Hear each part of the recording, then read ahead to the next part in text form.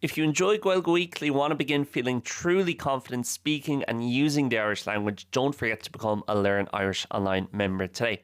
I'm not going to bore you with the details of it. The membership contains so much that we'd probably be here all day. What I am going to say is head over to patreon.com/Learn Irish Online and sign up for a free trial today. If it's not for you, you can cancel anytime, but last year 92% of all signups continued past their free trial because it immediately helped them with their confidence as Gaeilge. How? By getting them using the language from day one and not just teaching token phrases or outdated proverbs. So sign up today at patreon.com/Learn Irish Online or on the Patreon app to start speaking real Irish with real confidence. Hello, mods and what? Trino ma fáilte rashuig an show fáilte huig Gaeilge Weekly EAGRÁN céad is a caracha hain mil buchas as a bheith tacu le Gaeilge Weekly agus as a bheith tacu le Learn Irish Online. Hope all is well with you guys. Tá súlam gohfuil gach rud go ma libse. An teachtain seo an show bhí mé géirí rud éigean a dhéanamh nach bhfuil déanta agam le tamil anús beidir le 5 nó 6 mhí nó beidir níos mó anús agus sin gohfuil mé géirí labhairt faoi my favourites, mar dearfa, as you would say. No, na rudaí a bhfuil mé ag buint taith na bhastú na léithantí seo. The things that I'm enjoying these days, ó haibh podcrailtí de, in terms of podcasts, ó haibh ceol de, ó haibh labhair de, ó haibh telefíse de, ó haibh YouTube de, ó haibh clár na fásnéisina de, in terms of documentaries, agus ó haibh chahabh aimsire de, and also in terms of hobbies. So, déanam mé seo gach beidir lavlín every half year, just go through the things I'm consuming as foodlam an focail sin, nó an bhríthir sin. I hate that verb or that word, consuming. Tá sé cót nua aimseach na rudaí óil mé ag cathú mo chuid ama orthú. It's the things I'm spending my time on. Agus tá mé an tús a chur le podcrailtí mar ealgar. Podcraile muid ba cheartún tús a chur leis agus le podcrailtí. And at the moment, just looking at my list in front of me, féchant an lista atá os mo chóir. There's not many. Níl mór an podcrailtí, no more an rudaí as few in the category eile from the other categories ará an lista nó ará an show an dhéarnach who I made trades, my favourites agus na rudaí seo. A lá sin a cín seo atá os mo chóir. Tá mé taréis teachtar who, a lot of the ones that are here in front of me, I'm kind of after discovering them or coming across them in the last month or two, le mí nó cho anús. Ach gandát ceann amháin a bhí sa lista an dhéarnach ar na muds an sais EAGRÁN seo, the last time we did this type of episode, sin Indosport leis an Irish Independence. Agus, ceann sin na fána a dhéanam an show seo, no, the favourites anish is arish. One of the reasons I'm going to do this type of show every so often, I'm giving the insights appreciation or gratitude o hort agus buíochas a gháil leis na crochóirí seo agus na daoine crothú na rudaí seo Lína, no maidir le ceol, no beidir ar an radio, no áitina dhearfriúla, because sometimes, you could be spending, I know this from Gaeilge Weekly and different stuff with LIO, sometimes it's féidir that a lá náma a chathú ar rud éigean. And people, and thankfully I get loads of people telling me they appreciate Gaeilge Weekly, and it's a very nice community we have around this podcast, the pobalínta cagin an podcraile seo. Agus féidir am saoilú, I can imagine how it is, especially with the bigger organisations, the Hagracht Wara. You maybe don't get many people saying to you, oh, thanks for doing the podcast, I really enjoy this, or that's great that we didn't have that 5 or 10 years ago. Nuair sin agin cuaig nó 10 mbliana ó hin show cosúla sin, nó áran cosúla sin, nó ordan, a platform cosúla sin for people who might be creating websites or different services. So I think it's good to give appreciation, be positive for what we do have. A bheith dearfach as na rudaí atá agin. Agus le Indosport an podcraile sport leis an Irish Independent, ceann sin na rudaí simúla domsa ná an size podcast network atá crothaithe ag on Indo le Gá Bhilín Anús, the kind of podcast network the Indo have created over the last 2 years. Mar ní bháin Indo Sport ach freisin tá the Indo Daily agus sin pulchéile gear léithúil a churann siad sús a bhíonn siad ag úslódal orháin in an lé le beaganí nuacht agus beaganí ó beidir héal na políochta from the kind of political life or the political world chomh maith. Freisin tá ceann dar bhanam seachtain agus déantar gachrod trí bheán na Gaeilge. Níl mór an ama cat agam ag éisteach leis an gceann sin ach ba cheartam éisteach leis beagní níos mór nó tá sé dechar chun éisteach le gachrod. Freisin tá Money Talks show ina mín siad ag tabhairt chomhairle airgeadis, kind of financial advice. Ceapan gúil an ceann sin ionach agus gúil níos móide sin ag taistil chomh maith ó dhaoine in éireann maidir le, investing in different savings accounts agus rudaí cosúla sin. Tá sé sin anna simú agus tá mise tar éis a lán rudaí a ólam ón so sin. Agus tá Indo politics chomh maith ceapan agus cúpla ceann eile anna simú. Agus is even am ghfuil job ceart déint acu. They've done a proper job on it. Tá an studio acu le haid gach show agus jeganá is féidir le féchant an show. Ní bháin éisteach leis ach féchant chomh maith YouTube agus gáh líon ó hin nuair thosaigh siad an sais network seo nó an grúpa de fud creaaltaí seo. Who is siad amach agus fór siad the who's who of pundits and presenters and all the rest of it. Mar hampla an show sport tá Joe Malloy, dumsa an presenter an lower hor is far in éireann ní amháin maidir le sport ach go generalta.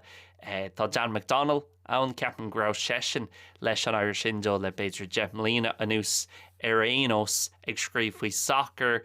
Tá Eddie O'Sullivan ann, tá Pat Spillane ann chun an rugby agus an Cumann Luchas Gael a dhéana. Tá sais a who's who of big sporting names agus an rud céan anis an sin leis na hiiriseoirí. Níl sé cléanta churbid na bias all sin rud a níon go mórlam chomh maith. So tá mé an gafa leis na podcréaltaí a bhíon an Irish Independent ag chur amach na laethantí seo.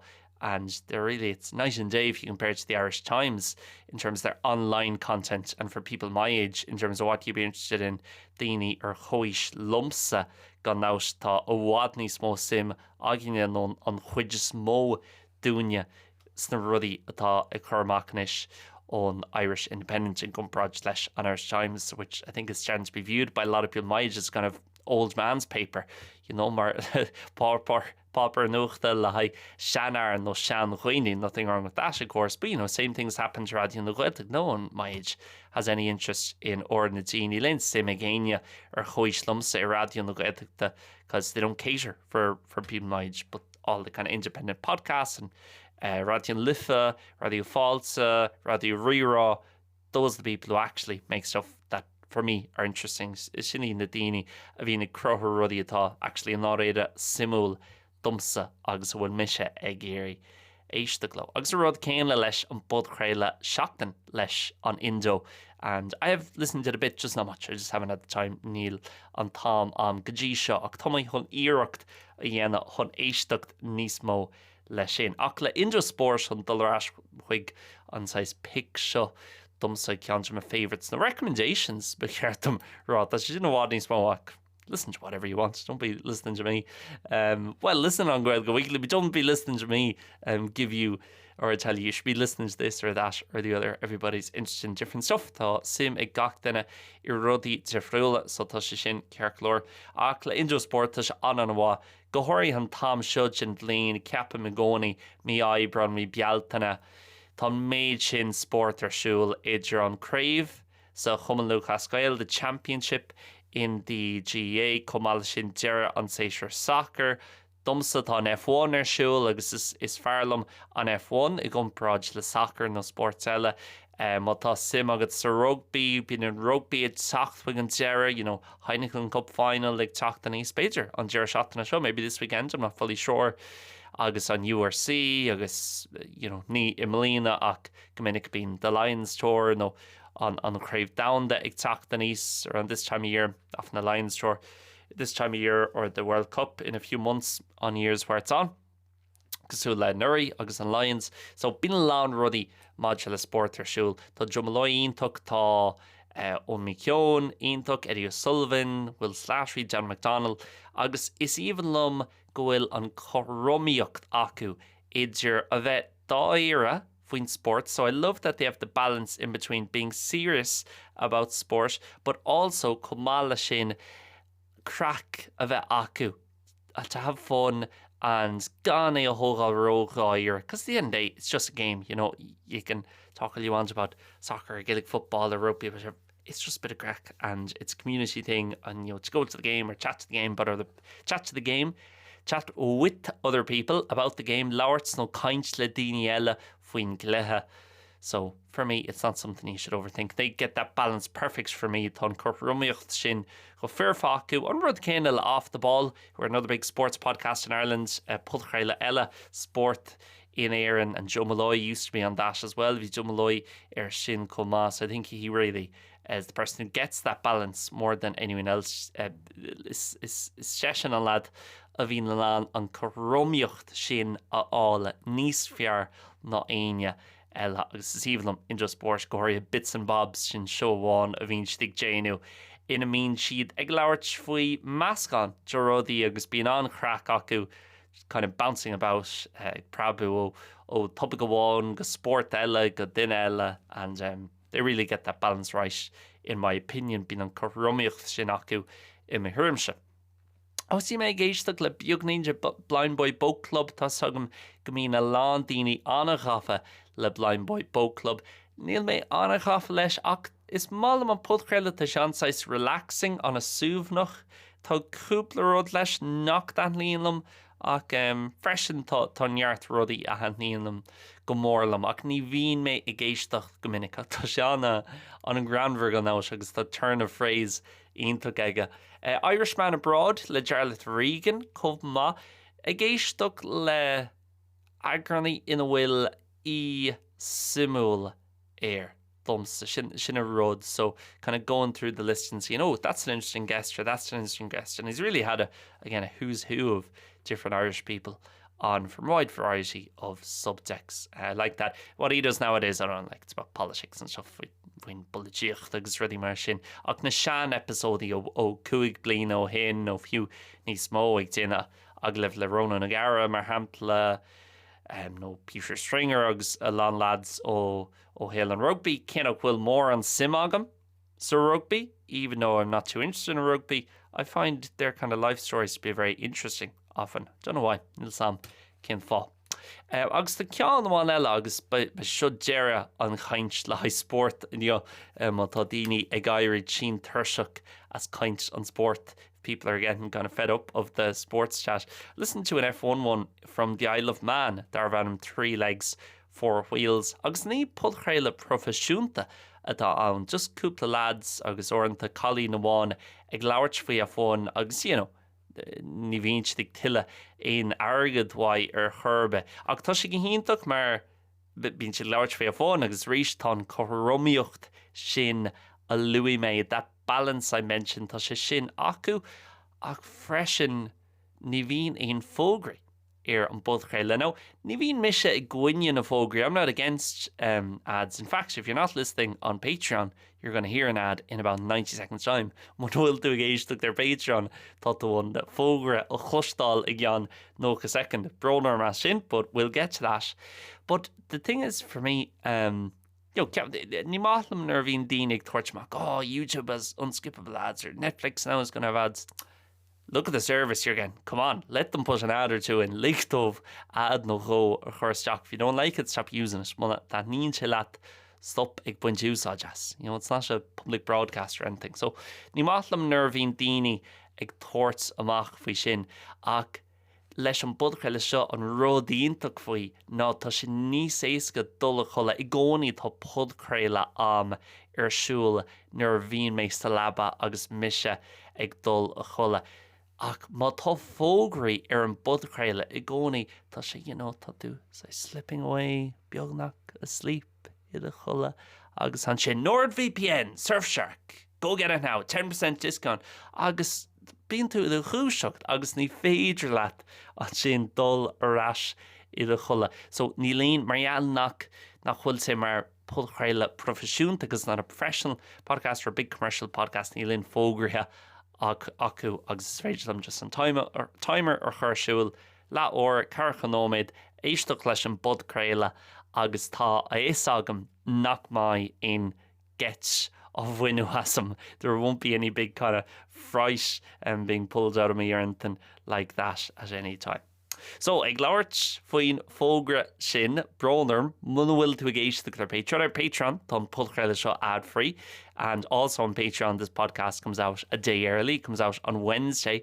But as well as that, more importantly, signing up on Patreon to become a Learn Irish Online member will be the biggest step you ever take to actually finding true confidence in speaking and using the language every single day. None of this nonsense from other pages or teachers or different podcasts or shows or textbooks which just teach you a few token phrases and don't teach you how to actually use language. At Learn Irish Online, as a member, we teach you how to get speaking from day one, how to use the language and make it a big part of your life every single day, and teach you what you actually need to know to get speaking and understanding quickly. We do it properly. You can sign up for a free trial today. We do not want anyone paying for anything they're not going to use. So sign up for a free trial. Check it out today, patreon.com/Learn Irish Online. Have a look at everything there is over there for the first week. Get using some of the methods we start teaching over there. And if you don't like it after the first week, feel free to cancel. No problem at all. We make it very easy to cancel over on Patreon. We're not, again, like some of these other big sites who are hiding it under a load of different layers. It's very easy to do, and you can always come back to us later on if you like. Patreon.com/Learn Irish Online or Learn Irish Online on the Patreon app. So, moving on, ag leanúint rá ó fudchréaltaí agus tharla rud sais brónach don maid. Ní brónach, béidir is focail róláidir é sin. Ach bhí méid déanú amach agus ag scríomh amach an lista seo. Agus scríomh méid an focail ceol. Agus an sin bhí méid smaoinú, what music am I listening to these days? Cén sais ceol ó bhfuil mé ag éisteach leis na léitheantaí seo. Agus thug mé faoi deara, I'm barely listening to any music. Agus aon duine ó bhfuil aithne acu ormsa. Ceapan ceant na phríomh rudaí a dearthach siad fumsa. One of the first things they would say about me, anyone who knows me well, ná go bhfuil anna sim agam sa cheol agus gríomhann lom an cheol rock agus indie rock ach níos mó ná sin house chomh maith rinne mé beagnaí seo sais fun fact fumsa. A little fun facts about me. Rinne mé a lan DJing cúpla bliain ó hin. Me mórta 2015, March 2020, bought my first DJ controller and was doing it for 2 or 3 years. Really enjoyed it. Even produced a few songs which are still up on Spotify somewhere under a pseudonym, but that will remain private. But she shouldn't pre-valsa Kleinish. Maybe I might mention what they are at some point. They're not big or famous. Níl siad an war, no callúil. Ach, yeah, bhí mé gafa le Ceol House agus ar nói indie, sais UK indie rock, Kasabian Arctic Monkeys, Oasis ar nói, fiú ag dul as go rock, you know, ó na Hogdagy agus the Smiths agus the Happy Mondays agus rudí cosúil le sin. Agus thug mé faoi deara níl mé ag caithfh mór an ama ag éisteach le ceol na léitheantaí seo. I'm not spending much time listening to music these days, which makes me sad. And maybe I should start listening to more and start using my Spotify more. Ag buinte úsáid as my Spotify níos mó. Just go náthbh atá gceist. It's all about routine, I guess. If you always listen on the way into work, if you always listen while you're brushing your teeth, whatever, it becomes a daily thing. I rion sé mar rud léithúil. Bhí sé sin agam ach tá sé caiilte agam le beidir sé bhí anús. So hug me feeds are imagine right. I'm going to change that. I realized this morning I've got to get listening to more music again, and it might help me out as well to just be feeling good. Hopefully a bit more often. I am feeling good overall. To make mohugama but just to help me that extra little bit. Hun carulum on piece of biog ella shin. Maidir leis an telefís, agus actually rivan telefís, lauer freshen. An or dhearnach ará mé an náliamh, Heart caiiciis ó hin anish. So last time I was in Galway about 2 weeks ago now. Bhí mé is Charlie Burns bookshop supple hour Charlie Burns agus monará tú ann rubis seo le a hell an chéad ó eile ó bhfuil tú I gcathair na Gailge séisteach agus búlasteach chuig Charlie Burns bookshop áit an speisialta le dríocht le a really specific kind of unique type of magic in there. It's áit an speisialta dumsa. So siopa leabhar dar láva atá ann a second-hand bookshop agus tá lán leabhar is sé an sin tíomh muoi chomh maith tíomh muoi an sopa. So it's féidir leat na chóiranta a chathú an sin. You spend hours there really agus lá omláin an sin. Tá na leabhar anna sir I gcompráid le hátainna eile. I mean tá leabhar ceannaithe agamsa is sé an sin. Like €3 beidir gur cuimhin libh an scéal a bhí agam ó sé bhío hin ag buaile le Niall Quinn in Airfort Bhaile Clia. Well, hála sé sin mar gheall go raibh leabhar Niall Quinn agam agus cheannaigh mé an leabhar sin I Charlie Burns cúpla lá roimh ar €3. Okay, gus lang cín eile bíonn siad cuaig seacht. Beidir mátá ceann anna speisialta anna anmh if there's kind of very rare one in there. 10 or some of the new ones will be 10, maybe 12. But sinné, very, very reasonable, lovely people in there. Daoine anna jazz agus tá sé oscailte gach lá ceapan beidir ní ar an domhnach, maybe not on Sunday, gach lá eile agus chaidú dul is seach fiú muna bhfuil tú chun run éigean a cheannach agus muna bhfuil sim agat I leabhar fós áit anna speisialta atá ann dumsa ar a laghad agus bhí mé is sé an sin cúpla seachtain ó hin agus cheannaigh mé leabhar as Gaeilge mar tá Irish language book section acu agus ceann dar bhanam Ilarthroch Pín le Liam ó Murchilla. Liam ó Murchilla ní rah is agam I didn't know until today that he's passed away actually. Gohfuil sé imithe ar chlí na fíorna ó 2018 ceapams or yesterday gur anam may he rest in peace. But I picked up this book. I never heard of Liam ó Murchilla. Ní rah an tanam sin clust agam ní rah aithne agam éir ach rinne sé bhfuil tá lán rudí déint aige ba ile agus rudí eile. He was a poet and other stuff as well. I don't want to speak too much because I don't know really much about him. Níl mór an arolalas agam faoi ach rinne sé an Camino I 2015 agus scríobh sé an leabhar seo Ilarthroch Pín tá sin cosú le pen pilgrim peregrino mar dearann siad go minic sa Spáin ar an Camino, the name for a pilgrim or someone doing the Camino. And he basically kept a diary, so chuine sé díal an den Camino a bhí aige agus an thuras a bhí aige scríobh sé síos chas mé leis an duine seo agus thuaigh mé go dtí an áit seo agus bhí an aib seo agus bhí an hostel seo agin agus dúirt mé leabhar faoin Spáin faoin Camino sa Spáin agus sa rank freisin and in France also agus tá sé déanta trí bheán na Gaeilge caithfidh mé is seo a cheannach. So pís le písa tá mé ag léamh an leabhar sin seans actually ina dhé seo rach mé amach chun cafe a bheith am agus an leabhar sin a léamh ach an sásta le sin agus cúpla leabhar eile freisin I Maryland, but nothing too really exciting. I have actually started rereading one of the Harry Potter books that I got léamh ceann set na leabhar Harry Potter, the third one an trí ceann Prisoner of Azkaban.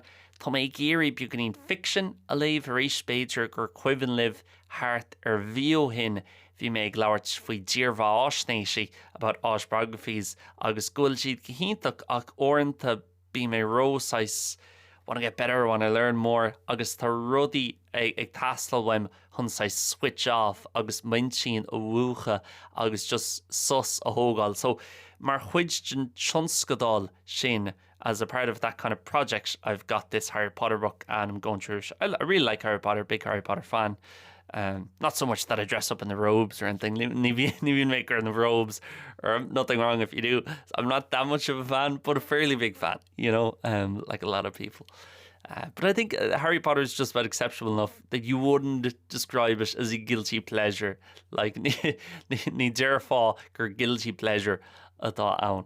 So, Harry Potter agus an Prisoner of Azkaban faoi láthair, I brought that back from Ireland because it was in the home house while I was there. So, rin through that as well. A few things on YouTube. Again, the podcast I mentioned earlier, and the pulchrailty a Louis May níos luha neart gin the pulchrailty sin tá lagan fisha acu or YouTube. They have a kind of visual version, or basically they just film it being stick tafadu or camera agus an sin being stick úslódal gachrod YouTube, so I'm going to watch it on there. Some of the news stuff like Sky News last week, fresh and Marielle Gwill Sky News, Ciaran Ashka or YouTube, August Narudi Le Burnham and Andy Burnham, August Keir Starmer and ish.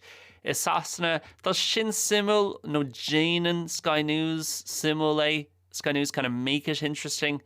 Actually, like that's the way so many things are going now in England, unfortunately, and how extreme it's all getting. And agus la réitir faoin bulatíocht Holland sin cosúil ghfuil sé mar sport.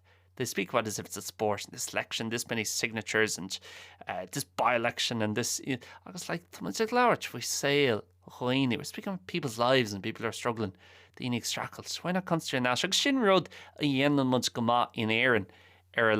When we've an election or thought Taukan agin in Éireann, ní bhíon daoine really glárts for this majority or this coalition tegan á tá daoine glárts faoi na vibena no na issues no rudí tar friúla tá tábhaach sa tír agus sin ceapam rud a dhéanam muns gama in Éireann, and then we don't sensationalise it too much. So I got a bit caught up with all that Sky stuff last week, and I've just left it tá sé fáca agam.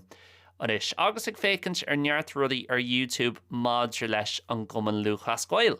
Mar in Molina níos mó ná blianta eile. This year more than previous years. I'm really getting interested in the championship, mainly the football, níos mó on Pel Gaelach, because my side of Galway is more so the football side than the hurling side. But as on Tave of winning le Pel agus Pel Gaelach in láilmh mé in áit an Tave eile went in Lochray agus Gorse agus tá siad sin I bhfad níos mó gafa leis an amáneocht. So I'm more of a football man myself. I'm more of an F1 and snooker man, but at this time of year, love to get football. Agus ar nói tá crave ile na Héireann ag tosú mar sceart starting kind of properly, or in what's the word, in full flow, or getting up and running properly this weekend in Deir Seachtainna seo. So ag fécinn ar neart rudí YouTube a bhaineann le sin agus rud amháin a thunig mé agus bhí sé an bhá ar nói bhí chunnaí na hirbhí ag imirt sa Fel Gaelach in Aibh Lá Clia. Ag an Deir Seachtainna Westmeath were playing against Dublin in the football at the weekend. Agus chuir sé I gcuimhne dom agus chuir sé I gcuimhne the lán daoine Páidí O'Shea. It kind of reminded myself, and I think a lot of people, of Páidí O'Shea, because Westmeath, up until this weekend, could see an Deir Seachtainna sa chaite had only ever won one Leinster Championship. Ní rá Craveline ó bháin bútsa acu. Agus bhí sé sin I 2000 is a bheith cethair. Agus bhí Páidí O'Shea ón riocht, Páidí O'Shea from the Kingdom, bhí sesin I gceannas ar an Éireann an bhliain sin. Agus bhí sé mar scéal dul creide. Agus ní rá is agam go dtí an Deir Seachtainna sa chaite go nearna ortí I chlór fásnéise ar sin, that ortí did a documentary on that by the name of Maroons, because our know sin an da at the acu I Westmeath I gun na hirvi, and they were saying Páidí O'Shea was kind of marooned far from home, such a carryman. He was up there in Westmeath and all the rest of it. And so good. Documentary in Chlór Fásnéise tá sé le fáil Ciaran Ashka or YouTube. So that is a recommendation. Multa é sin gan daus tíobse. If you're in any way interested in Páidí O'Shea or interested in Gaelic football or Westmeath or anything like that, no ein rud cosúil le sin. Leis beidir lá faoi Páidí O'Shea agus lá faoi an Irvi. It's kind of have to do with Páidí, have to do with Westmeath. But really good and great access. And again, na leighon the show, tá lán chlór na fásnéise muhin sin faoi Arsenal and behind the scenes at Man City, behind the scenes at wherever Barcelona. Ach, ní dhearnú é sin, that wasn't done mór an I gohfuil sa chathair agus rinne ortí jobhínta leis an behind the scenes and all access agus ar nói ní rá is acu ag an am. They didn't know at the time that Westmeath were going to have this great success gombeach an éocht do chred sa seo, this unbelievable achievement ag chunné na hirbhí ach rinne si é and it works out in the end. So Jerry Gamatlo said Jera, and really, really good documentary. I'd highly recommend. And there's also another Páidí Ó Sé documentary on YouTube, again with RTE, the Chlór Fásnais Ella, le Páidí Ó Sé le fáil an sin YouTube of winning le Páidí Ó Sé ach tá déanta le RTE. Níl sam Páidí Ó Sé a legacy ceapam an tanam atá an anha freisin tá rud ag an simil faoi Páidí níl sagam cad é. Don't know what it is or what it was, but it's that kind of charisma or X factor an anha fad. As sin é máte le cathbhaimsrí kind of hobbies fós gimmert beagnaín snooker thug mé sus ar fa sé seachtain beidir gá bhí ach tá mé raisianis ag gimmert snooker ag buint taithne bheith sin tá mé géirí rib beagnaí níos mó mar ní ra mé rib mór an le cúpla mí anús so tá méid fiú arás ar sin agus tá colouring book ceaníthe agam. Well, tá méid leir trí guilty pleasures and the ruddy atá size embarrassing. That might be one of them, but I wouldn't be embarrassed by that at all. Again, trying to switch off more mentally with different stuff. Ag déanúireacht mintí na bhuacha le rudaí tifriúla cheanní mé. Colouring book chun cara le sin, because even if you're reading a book, you're still kind of switch on. Colouring book, you're completely switch off. You're just enjoying it. Put on a bit of music or beagnaín ceol ar siúl agus sinné. So yeah, those are the kind of things I've going on at the moment. You're enjoying Indra Sport, Three Legs, Four Wheels, Irishman Abroad podcast. Not enough music, but more to come. Níos mó ceol le teacht and house music especially. Bidr níos mó DJing freshen cove ma. Oh, rinne mé Jarmid, Better Call Saul ar an televis. Freshen. Bugan Sky News, but trying to get away from that. Ag déanúireacht é sin a cheachan nó é sin a ágáil písa beag ó a lán rudí maidir leis an goman luchas Gael mar hampla an chlór Maroons le Páidí Ó Sé ó 2024. Kind of a year till Sunday. Gallery Chefsy a year till Sunday now. Before Galway's inevitable All Ireland win this year. This is the year. Must be. It has to be. It better be. Cín sa gomaise. No, tá súlam gomaise mar an bhlín don Gailge, and also a bit of running, bit of snooker, and a bit of colouring. Would you believe it? On Gred saw Asian. So we'll stop it there and Thomas Creech a chur no zero a chur leis an bud chréile an sin. Big thank you guys as always. Mil buchas mar is gnách. I'm very grateful for you tuning in and for supporting Learn Irish Online as spectacular Learn Irish Online. Don't forget to head over to Patreon and become a member today for free for the first week. Patreon.com/Learn Irish Online. Okay folks, mil buchas slán agus bannacht.